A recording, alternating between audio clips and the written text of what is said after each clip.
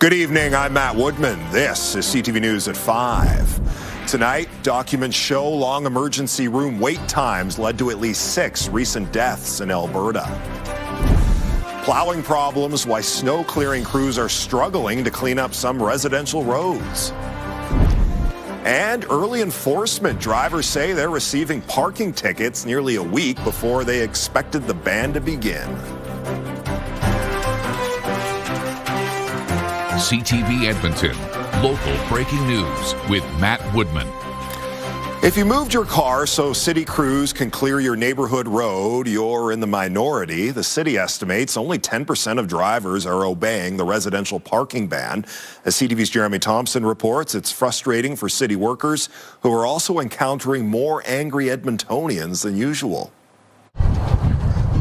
A section of street in northeast Edmonton sits untouched by city plows, evidently too narrow to navigate with cars parked on either side. When there's parked cars on the street, it prevents them from doing the best job they possibly can do, and it's frustrating for them. The city estimates only 1 in 10 vehicles complied with the neighborhood parking ban last week, and that's not the only obstacle crews are encountering. We had some areas where we actually had to demob from there due to worker safety, due to threats from the public. So we had to demobilize from those areas and delay them and reschedule them. People throwing shovels at the units. There was one person that had a baseball bat pulled out on them. There has been death threats, verbal assaults. Councillor Michael Jans visited workers over the weekend and says they're feeling burnt out and unappreciated. People are not sleeping. People have given up their holiday with loved ones. People are working around the clock. I don't even want to know what our overtime bill is right now. Councillors say there need to be consistent consequences for disobeying the parking ban. And people figure, why should I have to move my vehicle there? You know, the likelihood of that I'm going to get ticketed or towed is quite low. They agreed to keep the fine at $250 rather than lowering it, and say more enforcement officers are needed. Last week, roughly 2,600 parking ban tickets were issued by just 5 officers. We probably need 45. Honestly, based on my inbox, we probably have more than enough work to go around. The union president believes better communication by the city would also boost compliance.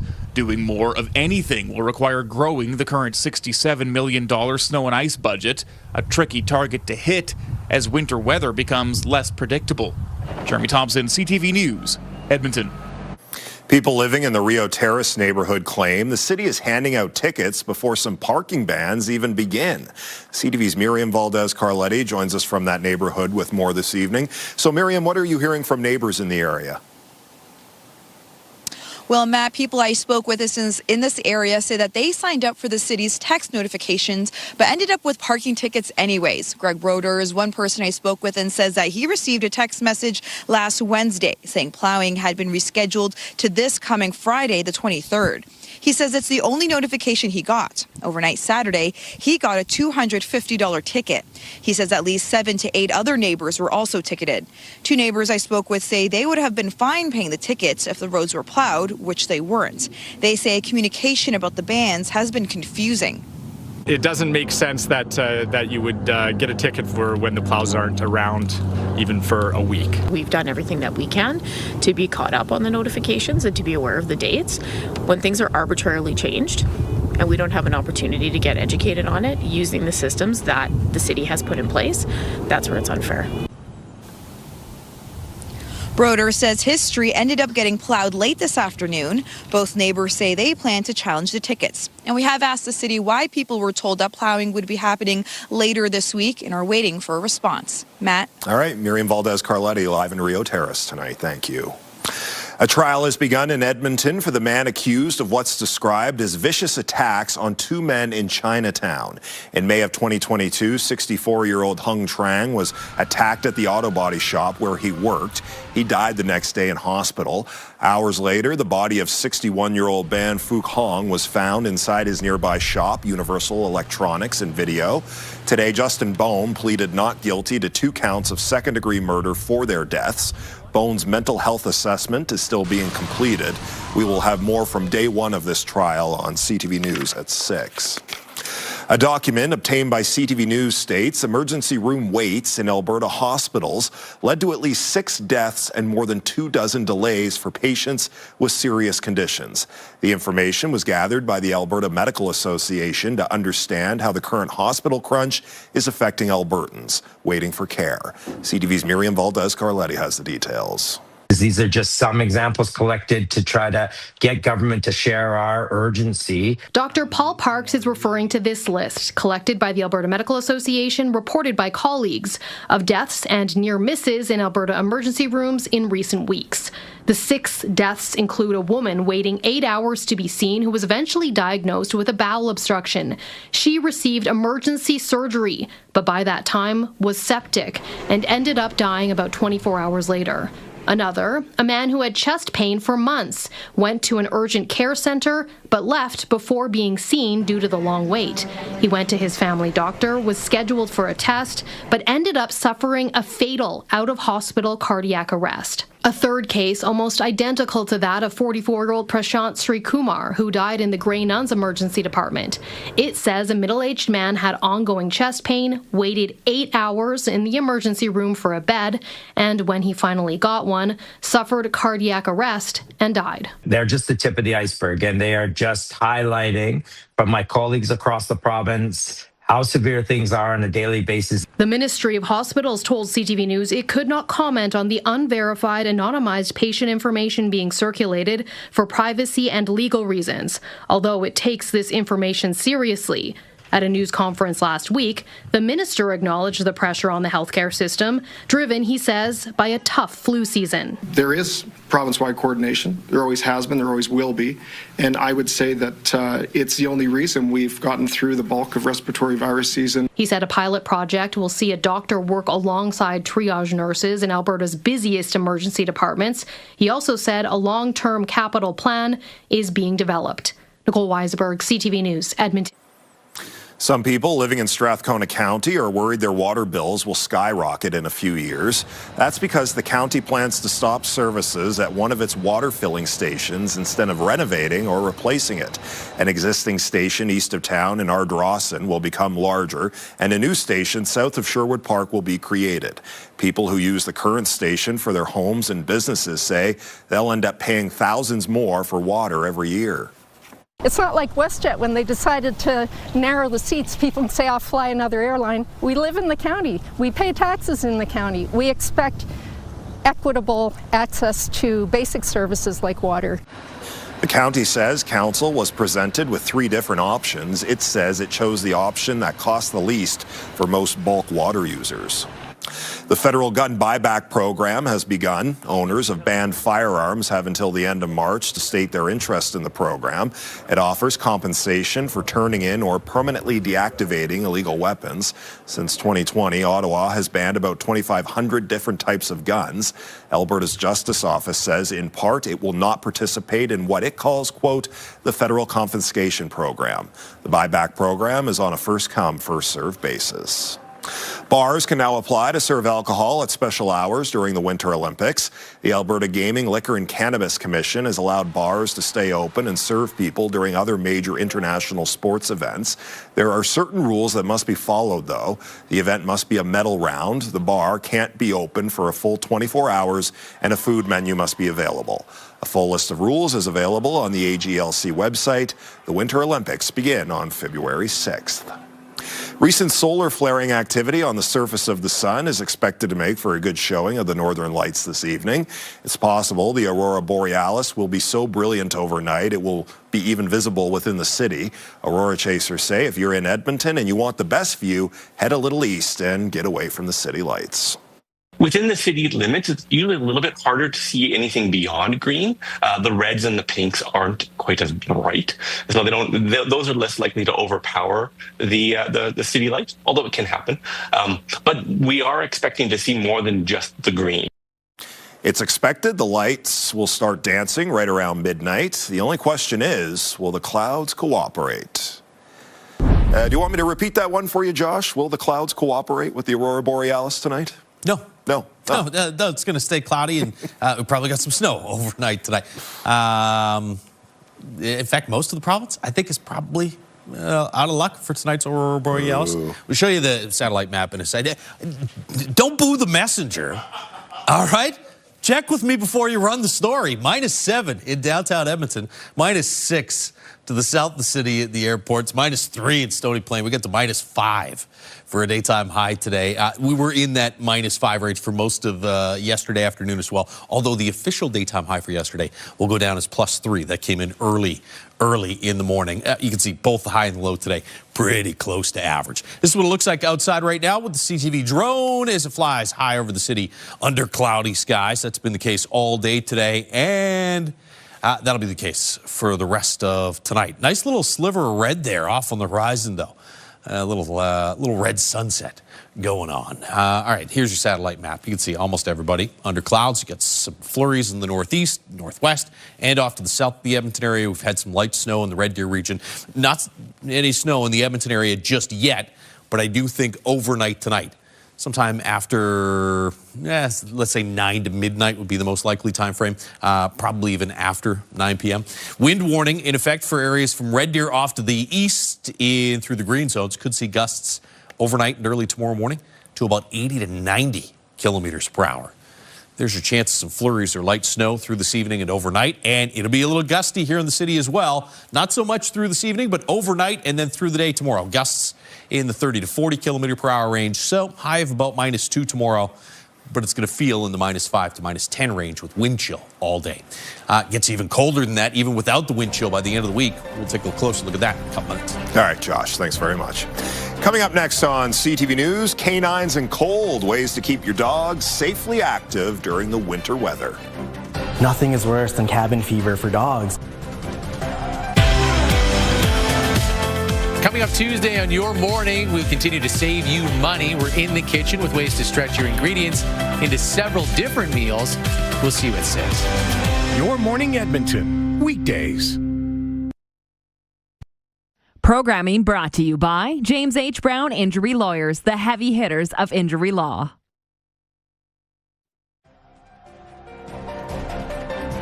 You're watching CTV News at 5.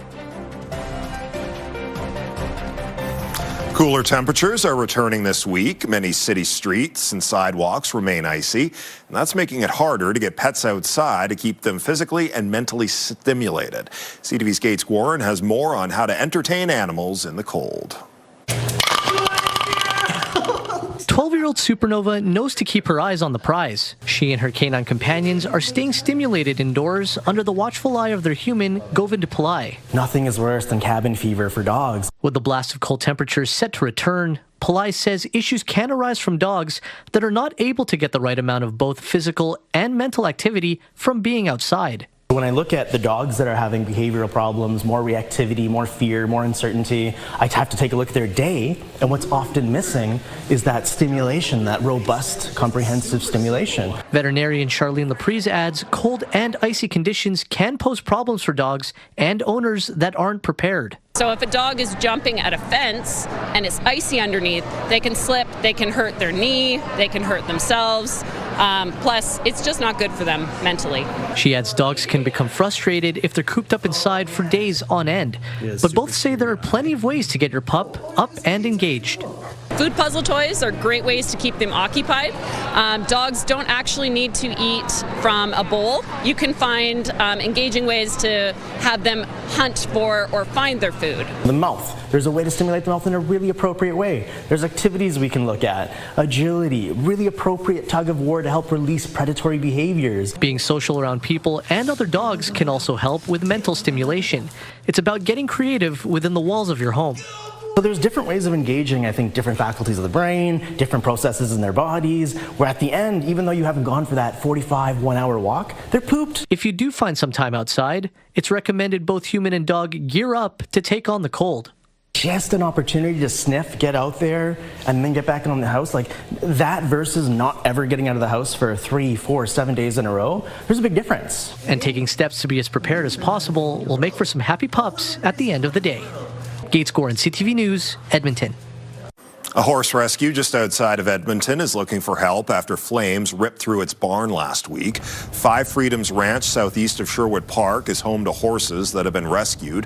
A fire broke out in its barn Friday morning. Because of the warm weather, all 90 horses were outside at the time. The barn and the equipment inside, though, have been damaged.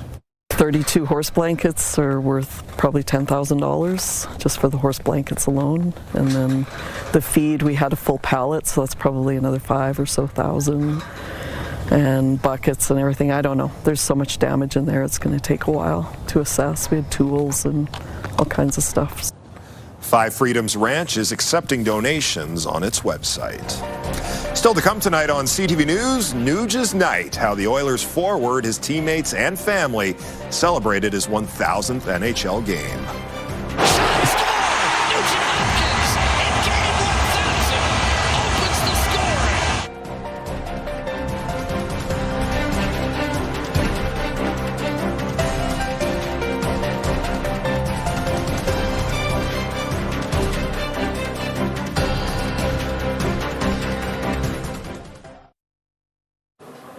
Friends and family of Ryan Nugent-Hopkins helped him celebrate reaching 1,000 career NHL games Sunday. And it is 1,000th game, all with the Edmonton Oilers, number 93, Ryan Nugent-Hopkins. His brother and closest friends read out the Oilers' opening lineup ahead of their game Sunday against the St. Louis Blues. Everyone wore shirts with Nuge's face on them. The ceremony before the game included a video tribute with messages from current and former teammates. Nuge then scored the game's first goal 6 minutes in. That was the game winner, with the Oilers cruising to a 5-0 victory, their second shutout of the weekend. Nugent-Hopkins called it a special and memorable night. What the guys put together and the way they made this night a special night for myself and my family and friends was incredible and something that I'll never forget. And then obviously the fans out there, they're always electric, but the chants and stuff, that doesn't go unnoticed. Only one other player has played more regular season games in an Oilers uniform than Nugent-Hopkins. Kevin Lowe played 1,037 career games. Nuge can potentially pass him next season. Just to be clear there, Josh, I was saying Nuge. I was not booing the forecast. Booing. You were booing earlier. I was just excited to potentially see the aurora borealis, but no such luck. Aurora borealis. Take a look outside. I can't believe you didn't go. That's pretty good. Yeah. Take a look outside right now with the River Valley Sky Cam. It's brought to you by Action Furnace. Fixed right over, it's free. We're at -7 downtown Edmonton right now. Looks like we've maybe cranked up the iris on that camera. I'm not convinced it's actually that bright outside. -13 is Fort McMurray and Cold Lake. -3 in Grand Prairie. It's -2 in Red Deer here in Edmonton. -7 right now after a high of -5 earlier today. Wind is pretty light across most of the province right now, but there is this wind warning for Red Deer off to the east through the Coronation, Hannah, Drumheller regions. Gusts potentially could get to 80 to 90 kilometers per hour overnight tonight and early tomorrow morning. Let's show you your wind forecast. You can see through to about 10 p.m. Still not bad here in Edmonton. A little stronger off to the north and northwest. Overnight tonight, almost everybody gets gusts 40 to 50 kilometers per hour. There's tomorrow morning. Maybe it backs off a little bit to about 15 to 20. Gusts around 30, 40 kilometers per hour through the day tomorrow. I think some of our strongest wind here in Edmonton may actually come through tomorrow evening.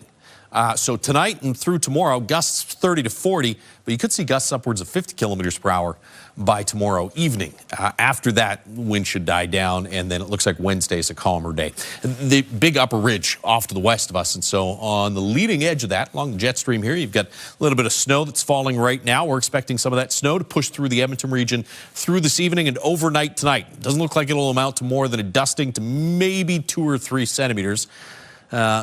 Probably more like a dusting to a centimeter of snow, so nothing all that significant. But if this snow is coming down overnight tonight and those gusts are up around 60 to 90 kilometers per hour, blowing snow could certainly be a problem overnight and through tomorrow, especially I think in northeastern Alberta, sort of midday tomorrow as the second wave of snow goes through and the wind is probably still pretty strong in through those areas. Here in Edmonton, after that chance of flurries or light snow overnight tonight, looks like we're pretty much done with precipitation for a couple of days. Here comes the cold air, -7 by Wednesday. We're in the mid-minus teens for daytime highs Thursday, Friday, and still below average through the weekend and into early next week. But I think by the middle of next week at the latest, temperatures start to get closer to zero. And in fact, there are some indications that that could happen as early as Sunday or Monday.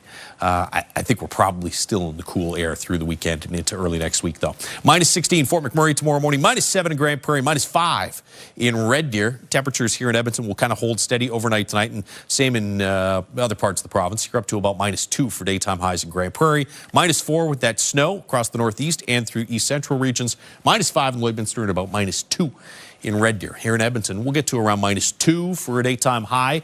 Mid-afternoon, gusty right through most of the day with, as we said, some of the strongest wind coming through in the evening hours tomorrow. Then the cool down, which puts us right back into some chilly territory by Thursday, Friday. Booer, booer. Sorry, I mean burr, burr. All right, Josh, thank you. When we return, coming up, coming out of the deep freeze, the festival sees a record number of visitors over the weekend. This is really important to Edmonton, especially in January when the darkness is really here. Programming brought to you by James H. Brown Injury Lawyers, the heavy hitters of injury law. Coming up on CTV News at 6, a trial is underway for a man accused of killing 2 men in Edmonton's Chinatown neighborhood. We'll hear what witnesses told the court today. Also ahead, the United Conservatives are placing the blame for Calgary's water main breaks on the shoulder of its former mayor, Naheed Nenshi, who's now the leader of Alberta's NDP. And what Strathcona County says is behind its decision to shut down a water filling station in Sherwood Park. Those stories and more on CTV News at 6 with Nariman Issa. Organizers say a record-breaking crowd took in this year's Deep Freeze Winter Festival.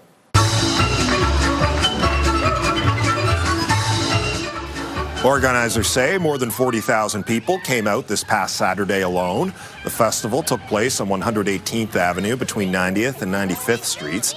Deep Freeze honors the old new year and blends Ukrainian, French-Canadian, Indigenous, and Franco-African influences.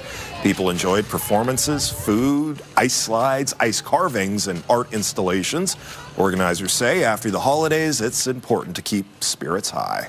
This is really important to Edmonton, especially in January when the darkness is really here. It's wonderful to have some sparkles and some light and a festival that just brings everybody together in Edmonton.